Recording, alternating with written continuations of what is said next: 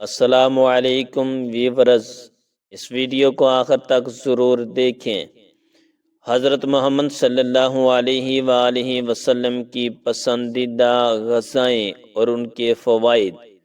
ہمارے حضور نبی کریم صلی اللہ علیہ وآلہ وسلم ان غذاؤں کو ان کے ذائقے اور فوائد کی وجہ سے بہت پسند فرماتے تھے۔ کھجور اہل عرب عموماً خوراک کے طور پر استعمال کرتے تھے۔ حضور نبی کریم صلی اللہ علیہ وآلہ وسلم نے کھجور کی بڑی تعریف فرمائی، خصوصاً اجوا کھجور کی۔ حضور نبی کریم صلی اللہ علیہ وآلہ وسلم کو کھجور بہت زیادہ پسند تھی اور اس کا بہت استعمال فرماتے تھے۔ رسول صلی اللہ علیہ وسلم کا ارشاد ہے کہ جو شخص روزانہ صبح کے وقت 7 اجوا کھجوریں کھا لیا کرے، اسے اس دن زہر اور جادو سے کوئی نقصان نہیں پہنچا سکتا۔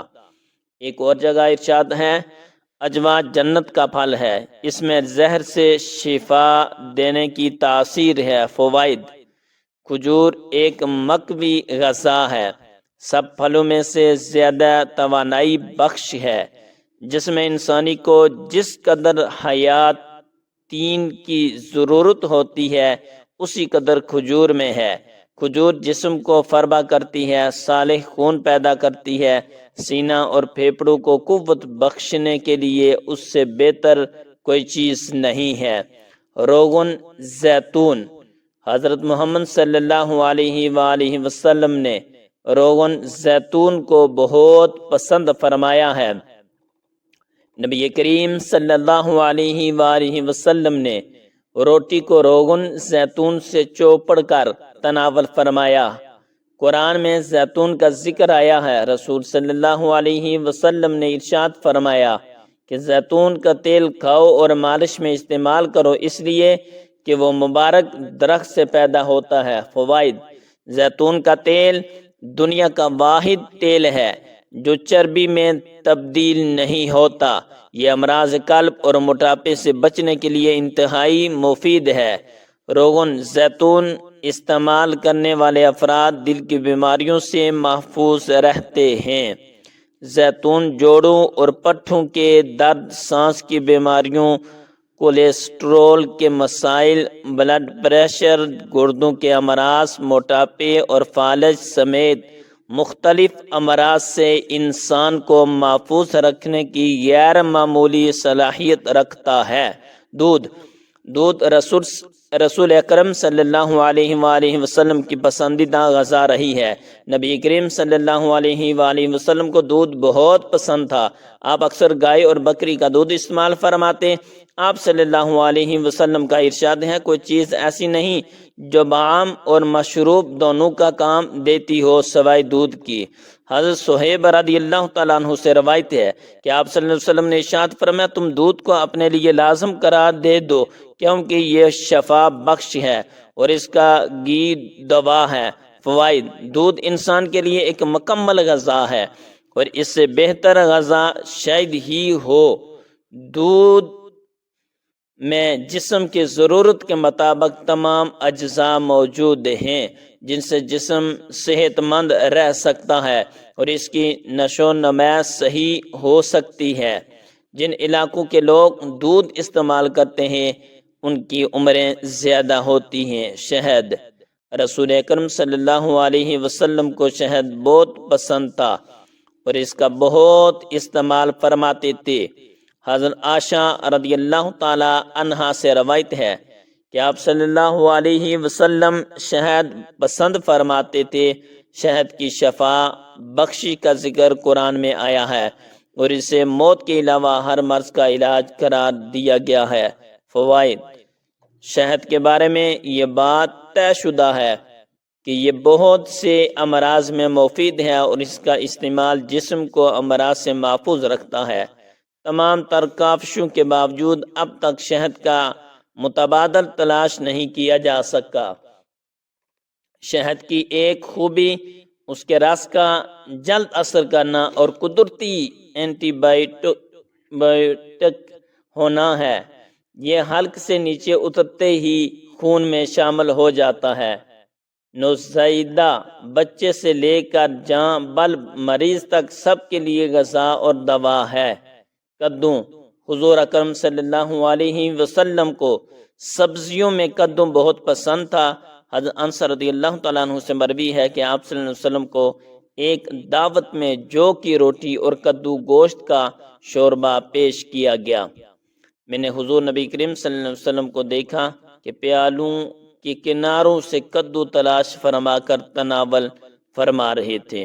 میں اس روز کے بعد ہمیشہ کدو کو پسند کرنے لگا۔ فوائد: کدو ایک سبزی ہے جو ذائقہ میں لذیذ اور تاثیر میں زود و ہضم، صحت بخش اور دماغی صلاحیتوں کو بڑھانے والا ہے۔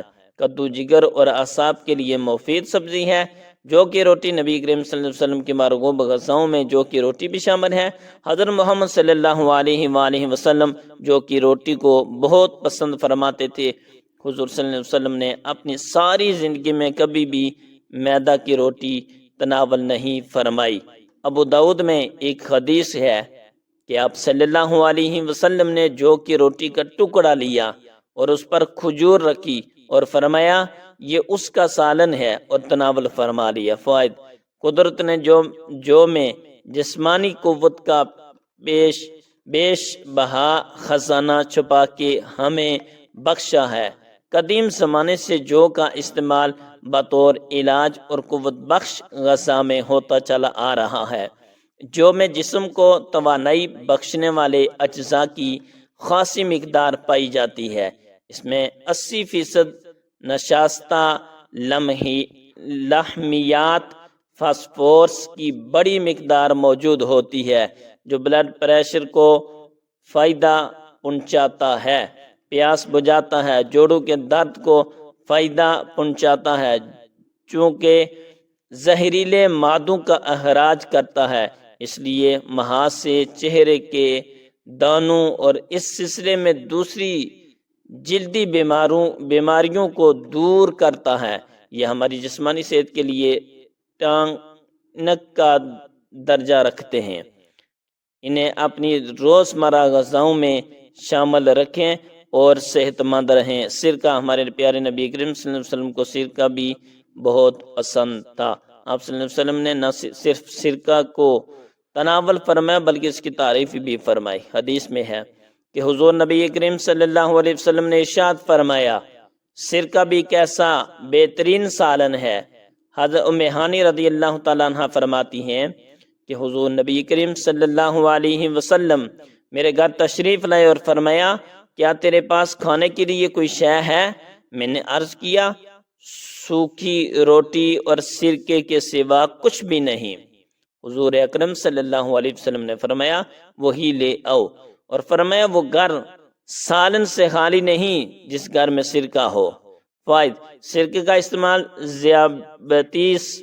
ذیابیطس اور خون میں گلوکوز کو درست کرنے کے لیے فائدہ مند ہوتا ہے۔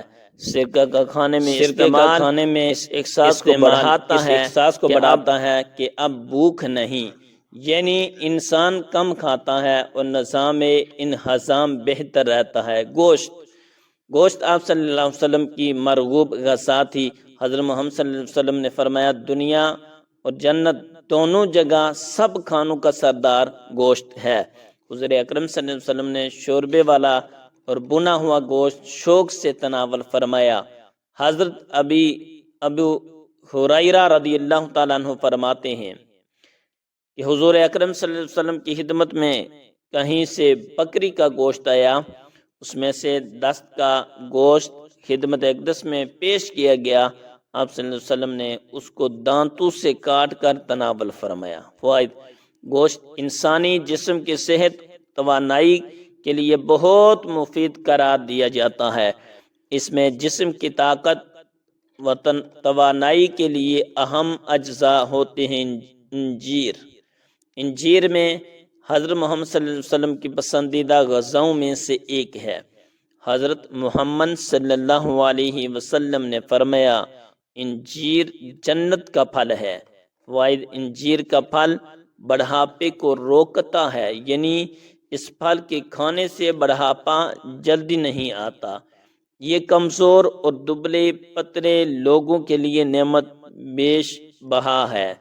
ماہرین کا کہنا ہے کہ روزانہ انجیر کھانے سے موٹاپے پر قابو پایا جا سکتا ہے۔ انجیر کے اندر پروٹین، معدنی اجزاء، شکر، کیلشیم اور فاسفورس پائے جاتے ہیں۔ دونوں انجیر یعنی خشک اور تر میں وٹامن اے اور سی کافی مقدار میں ہوتی ہے۔ وٹامن بی اور ڈی قلیل مقدار میں ہوتے ہیں۔ ان اجزاء کے پیش نظر انجیر ایک مفید غذائی دوا کی حیثیت رکھتا ہے۔ اس کا استعمال ہڈیوں کو مضبوط بناتا ہے۔ اس میں فولاد، کیلشیم اور فاسفورس جیسے اجزاء شامل ہیں۔ ماہرین کا کہنا ہے کہ ایک انجیر انسانی جسم کو درکار فولاد کی 2%